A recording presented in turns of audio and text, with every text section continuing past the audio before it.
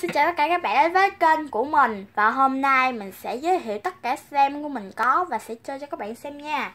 Đây là tháp slime của mình nè. Rất là nhiều đúng không các bạn?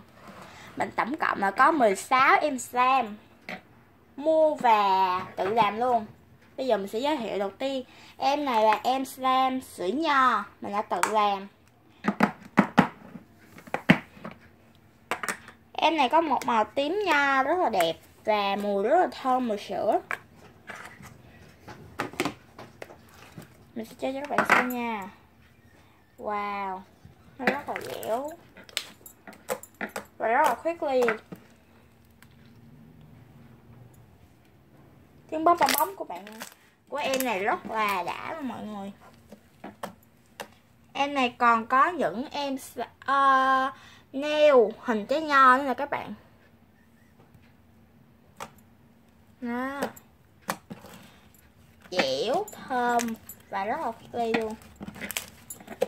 Ok chúng. Và bây giờ sẽ tới em rượu nho đen nha mọi người.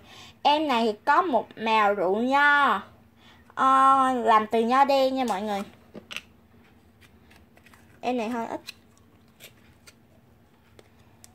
Em này mình làm bằng hồ nhưng cũng rất là dẻo. Mình sẽ lấy ra. Mình sẽ lấy cái này ra. Rồi. Em này thì có một màu rất là đẹp. Ở ngoài mà em này rất là đẹp nha mọi người. Rất là khuyết li, dẻo. Và cũng rất là thơm. Và tiếp theo sẽ tới em sữa dưa hấu nè mọi người. Em này thì có một màu sữa dưa hấu rất là đẹp luôn. Dẻo, rất là khuyết li và dẻo luôn nè mọi người.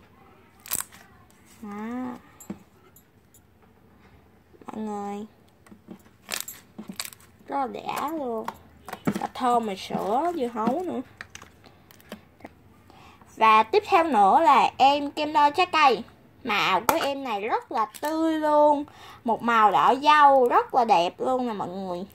Ở dưới đấy nó còn có những cái trái cây nữa nè. Đó. Mình sẽ lấy ra nha. Em này rất là khuyết li luôn. Màu này rất là đẹp luôn mọi người ơi. Wow, màu rất là tươi và sáng luôn. Tiếng pop cũng rất là đã.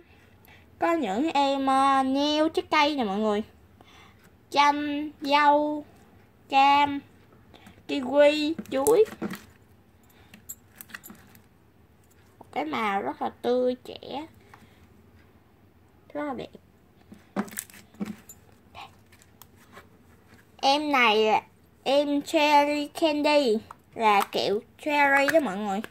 Em này có một màu đỏ hồng rất là đậm, rất là khuyết li và bóng nha mọi người. Em này giống như là có màu metallic ở trong ấy. Dẻo, siêu dẻo luôn. Đó. Rất là khuyết li. Đó. Và em này là em slime của Unicorn nha mọi người. Em này có tên là sữa dâu chuối. Mình sẽ mở ra. Wow, em này có mùi hương của chuối và mùi dâu rất là thơm luôn. Wow, rất là khuyết li nha. Wow, dẻo siêu luôn. Ở dưới đây mình còn để thêm những em nail. Bỏ đi. Thôi. Và cuối cùng là em slime của Unicorn. Mình không biết tên gì cho nên mình đặt em này là màu hồng lấp lánh. Bây giờ mình sẽ mở ra nha. Em này cũng ở trên thì nó có khá nhiều bọt. Em này thì có rất là nhiều hạt pom pom ở trong và rất là dẻo luôn nè. Đó.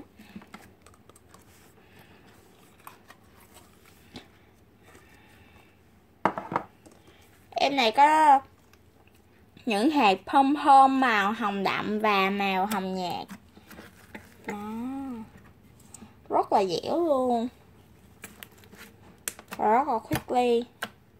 Em này rất là lấp lánh luôn nha mọi người.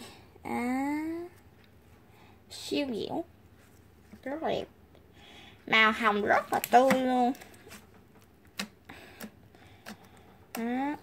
Yeah.